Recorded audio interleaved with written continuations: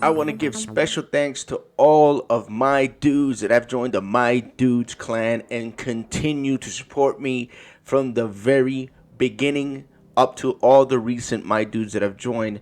What happens to these funds that I get from YouTube? I normally use it to upgrade my equipment, software, or buy games that are going to be covered in this channel. For example, the Steam version of State of Decay 2, which I used the funds from all you my dudes to be able to get the game and do beta content for you guys, for those that couldn't, be able to, let's say, either have a running PC to do it on Steam and run on console. So these are just examples. I've also been able to upgrade my capture card again, which now I can record in 60 FPS thanks to all of you guys right here that I'm about to name off. And this is the mainly the reason I use all these appropriated funds for, and I will continue to do so, and I will be continually grateful. And also this cool mic that I use now that kind of makes me look like a professional streamer, which I'm not, by the way. I also got through my first My Dudes, cash out. So again, guys, that's what the funds are used for. Thank you so much. Now let me name you guys off from the bottom to the top of the list. So the bottom of the list normally are the people that have been here the longest, starting with Sinjin Sensei, Steve Price, Bundy D Games, Easy 3 Trucker, B-Boy Tape Deck, Sunny Storm, Nocrocious, aka Tino here, Alex Young, Tyler Astlers, Sawsome Gaming, Lord Vengeance, Girly 100, Voodoo Roll, Gaming with Tor, Angela Williams, Mark Thomas, 8 Cup 4919, Red Cougar UK, Prime with Rhyme, welcome back, rejoining the My Dudes, Chief K2, welcome back on rejoining the My Dudes clan, Vodka SRT 8 has joined the My Dudes. He is now an official member. Skeptic Baby, or Skeptical Baby, I think I screwed that up, but I always do, guys. He's also a brand new My Dude. So thank you so much, guys, for your continued support, and also for all you guys that have previously hit that rejoin, and also the people that have joined recently. Again, thank you from the bottom of my heart. Now on with the show. Welcome back, State of Decay 2 survivors. This is Congrexes Prime coming at you with a State of Decay 2 beta survey video. And I spoke to you guys on stream, and I mentioned it in a few of my videos that I will be doing my survey as a video to show you guys what my responses were and the reasons why I chose some of these responses. So without further ado, let's get this survey going, guys. It's a pretty long one. Now, if you guys want to partake in the survey, all you have to do is go up here where it says surveymonkey.com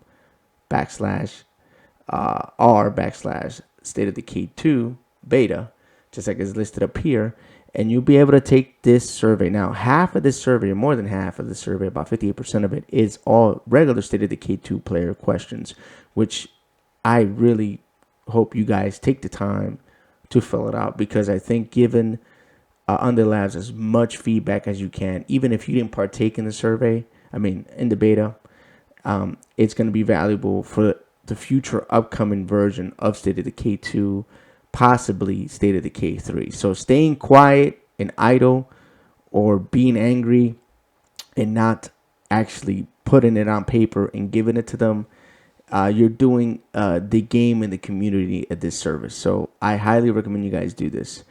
Now, I'm going to show you guys what my responses were, and I'm going to give you some feedback on the reasons why. So we're going to start with Plague Territories, and then we're going to talk about the first question, which is, I got to get comfier in my chair, guys. That's what you heard of that squeaking. Do Plague Territories feel like a clear upgrade to State of Decay 2? That was the first question. I wrote yes. It says, please elaborate on how Plague Territories are or are not an upgrade to State of Decay 2. I wrote, Plague Territories do help players identify to clear the plague hearts, but I strongly believe it should be an option that can be turned on or off.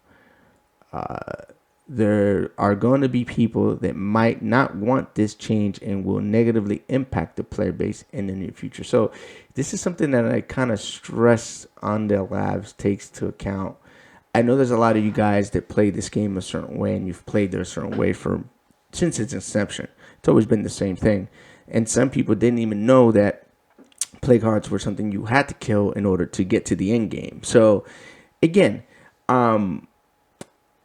how I feel about it is I think it's a good idea, but like I wrote in there, I think it should be a toggle, option, just like lethal zone, just like nightmare zone, just like green zone, just like all that stuff. I think it should be something you can turn on and off. I think I don't see why you couldn't play the vanilla version of State of Decay if that's all you wanted to play. But if you wanted to give Plague Territories a shot, then you should be able to turn that on too.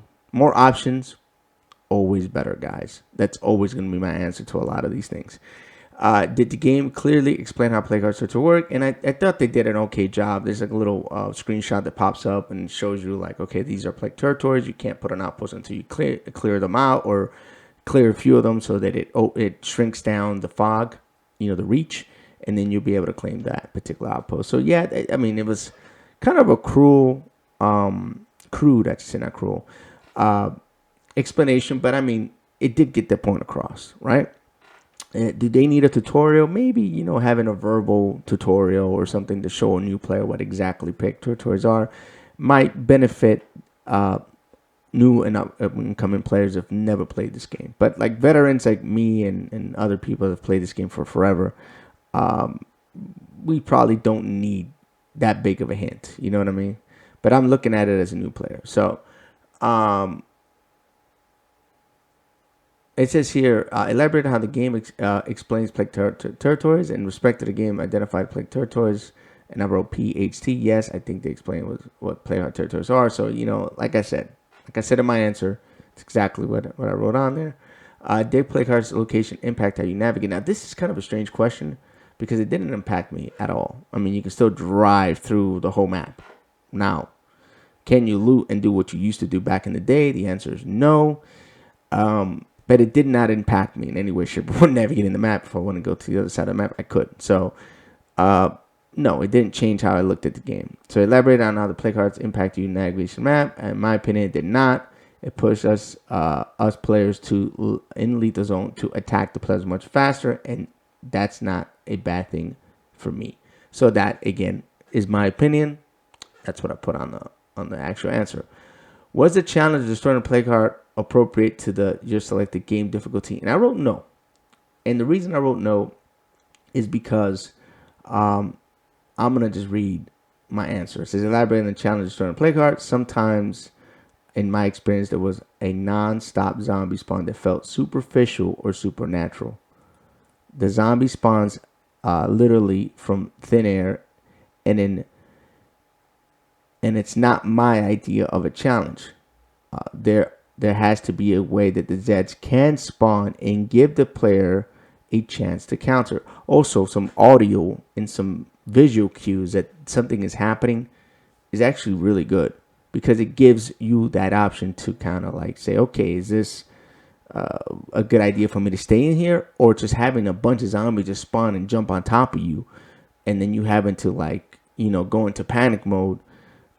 Every single heart, it wasn't fun for me, guys. I'll be honest. It really wasn't. I'm not the kind of player that likes the constant rocking of, being, pushed to the edge and be backed into a corner the entire experience. If it happens once or twice, it's okay. But when the whole entire experience is that, and it just, it wore me out. I'm going to be honest with you guys. Spawning Zeds directly behind you or between your legs is not fun. And that's exactly what happened. I get plague zombies jumping on my back from nowhere. I had bloaters just materialize in front of me or under my car, which really sucked. It cost me a character or two. I know for sure the first few times it happened. So, not a fan of that. So that's exactly what I wrote. Did the items you received from destroying a plague feel valuable? And the answer is hell no. Elaborate on the value of the items received and destroyed. And I'm going to tell you guys no. No, the loot table felt lacking cool weapons. A lot of the same stuff, like fairly common weapons, will constantly be in the hearts. We need more cool guns and weapons in the hearts, especially towards the end. So I can understand, like, if you kill your first few hearts and there's like a pistol or, a bolt action rifle or something kind of like meh. But as you keep killing hearts, they keep getting more and more difficult. And when you like get a corny weapon, like, I don't know, a bolt action hunter rifle after your like 10th plague heart kill, and you get like one repair kit and like some potato chips, and of course the rucksack, which is probably the best thing out of the loot table.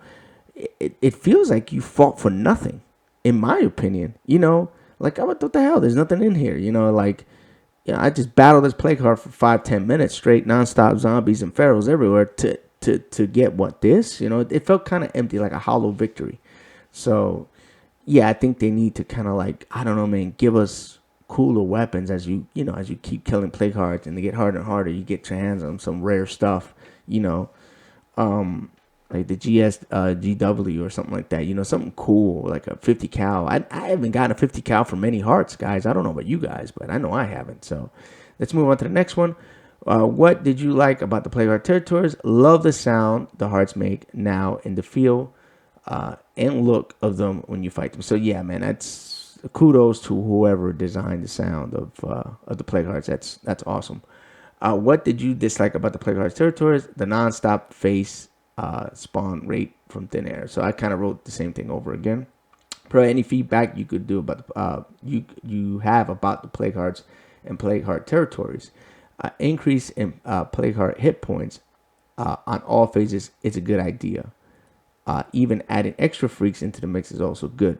The problem I continue to have is that spawning from thin air, not giving the players a chance to counter, and this counter with skill makes the experience feel less rewarding at the end. And that's just my opinion, guys. Like, I don't like, Hanzo Hattori jumping on my back. It really feels icky, and it always bothers me that it always has to happen when it shouldn't happen. When you just finish clearing this stuff. If you had zombies behind you and you turn your back on them, that's a different story. But you knew there wasn't any zombies back there. You turn your back and you take one shot and bow, wow, and plagued almost to max, and you're like, oh crap, here we go. So yeah, that's something that I don't like. So I'm gonna put it on the survey. So let's move on to the next part.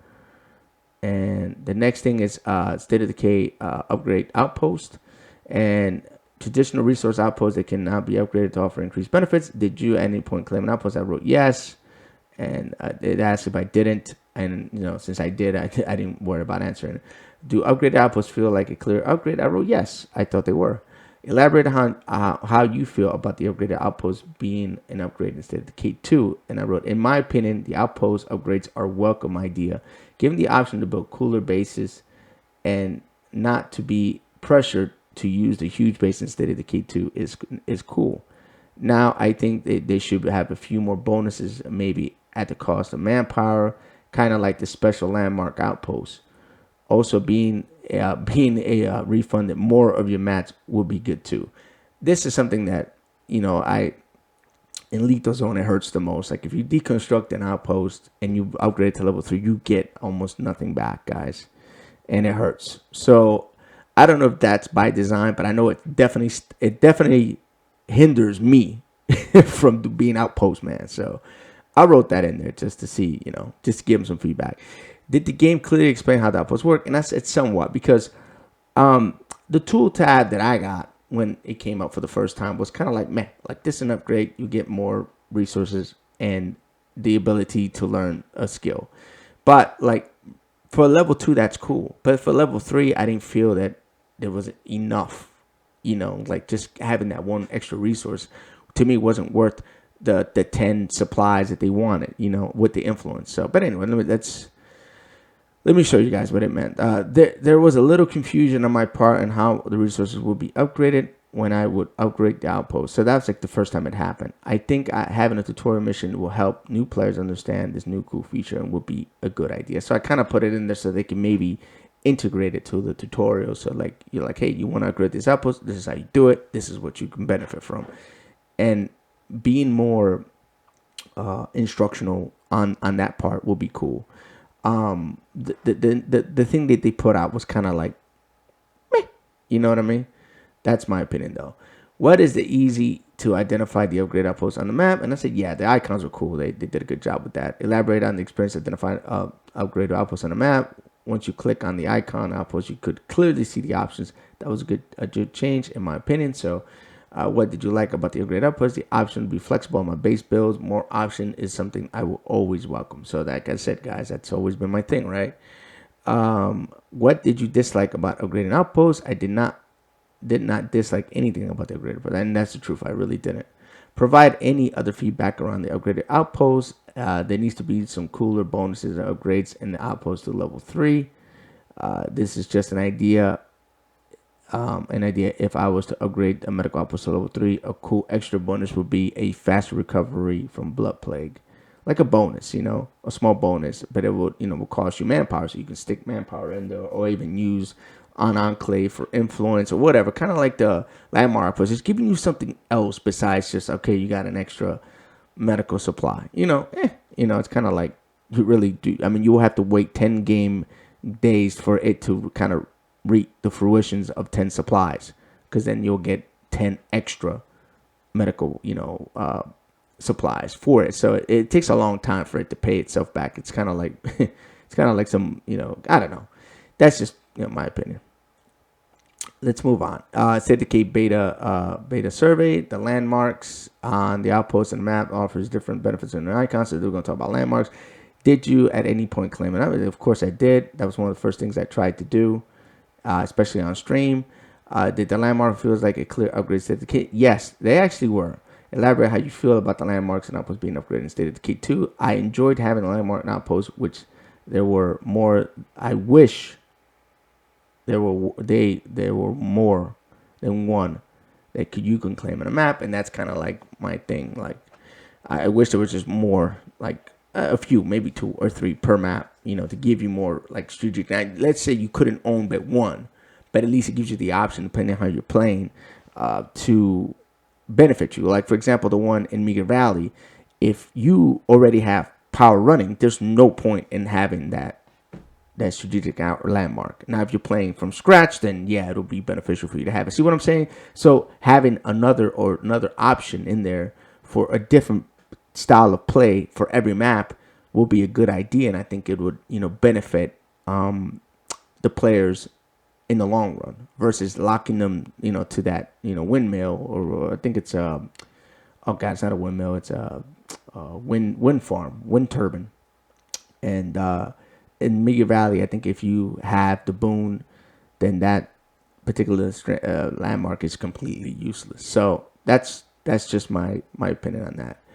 Elaborate on how the game explains landmarks. Once you grab a landmark outpost, the prompt did an adequate job on explaining what they did. So yeah, you kind of click on it, you accept it, and it tells you a little bit like, okay, these are strategies, blah blah blah, but it's very vague. You kind of have to kind of like really try it, like it's trial and error kind of thing. But could it be better? Yeah, it could be definitely better. Was it easier than Fallout? Yes, that was actually pretty cool. The icon is like way different. It's like, hey, I'm right here. Come check me out. And you're like, ooh, I want to go there, So they did a good job with that. So elaborate on how the experience identifying landmarks and other. It was a different icon, and it was clear on the map. What did you like about the landmark outposts? Some of the outposts had cool concept to change the strategic value, which can impact your gameplay in a good way. So yeah, that's me being, exactly what I just said earlier. What did you dislike about landmark? Only wish there were more than one on a map. And then provide any other feedback. Landmarks outposts. Only thing I would like to see is multiple landmarks on outposts per map. So there you go. So that's it. And then the last thing is based on your experience in playing the beta, would you be more likely or less likely to recommend the state of concept? Now, right now, in its current state, I say less likely. I'm not saying that the game sucks. What I'm saying is that right now, this version of Lethal Zone, in my opinion, is less fun than its original predecessor. And the reason I say that is because there's certain things that happen that that make it feel more what's the word I'm looking, more pressure in you. There's more pressure in staying on a certain rail, and there's more pressure in you in playing a certain way. So whenever you take away options or even play styles away from players, the game becomes more of a cookie cut, one directional way of doing things. And when the games do that, they become less fun to me. So I'm going to explain to Undead Labs in a small paragraph what I mean. And I hope they don't take this the wrong way. I hope that they actually take this as constructive criticism. So in this version of State of Decay, the emphasis is not to survive, but to endure uncounterable zombies and endless spawn rates.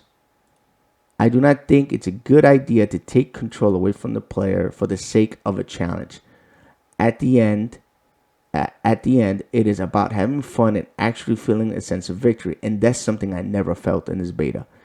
I never felt like I was winning. Even if I cleared the plague territory, guys, I still felt like there were so many zombies in between me and my loot and my boon and my victory that sometimes I just be like, well, there's no point in going over there now. There's like 10 pharaohs or there's 2 juggernauts over there. I'm going to waste all these resources just trying to get to the stuff that I want. So there has to be like a pause where you clear the plague territory and the game gives you a few minutes to kind of like siphon through your boon, be like, oh man, what did I get? And give you time. Oh, I want this. Well, I don't want that. Not the wow, pharaohs on your butt. Oh snap, I gotta fight. Oh snap, more zombies. And it's like, okay, I killed them. All right, let me go back in there and loot. Oh, another zombie spawn. And it's like, Jesus, man, like that is the part of the game I don't like. There is no sense of victory. So that is probably the main reason why I wouldn't say go play this new version of State of Decay. There's gonna be a lot of people that probably disagree with me, but I'm sure there'll be a few that agree with me. So especially after you play it for a few. This beta needs some tweaking, which I just explained what my main issues were. It is not all bad, of course. It is not all bad, of course. Let me read this. And I wrote in there, thank you for the opportunity to test the game features. These game features. So that's it, man. That's my survey, guys. I had to do a little correction there. I may end up editing that out. This video is going to be a long one. And I'm going to hit done and send this to Undead Labs. So we appreciate your feedback. Players encouraged to continue playing the beta as well. Updating the beta's lifespan. And and then these are the websites, their Discord, which I did join, by the way. I got their Discord. I follow them on Twitter, and I'm also on their website. So anyway, guys, that is going to be my beta test server survey. I'm sure that according to them, there's going to be more things that are going to be released in the future. If you guys enjoyed this particular video, by all means, drop a like, sub to the channel. Drop a comment. Let me know what you guys feel about this beta. And what are you guys especially people that are watching this from the outside. I would like to get your feedback as well. And like I said, go to surveymonkey.com/r/State of Decay 2 beta and put in your 2 inputs and your 2 cents as well. Because I think that if we stay quiet and don't act, it's just as bad as, letting somebody with a bad idea run with a bad idea. You know what I'm saying? So that's all I have for now, guys. You guys have a great day or night. Light, love, and peace. Congrexes. Checking out.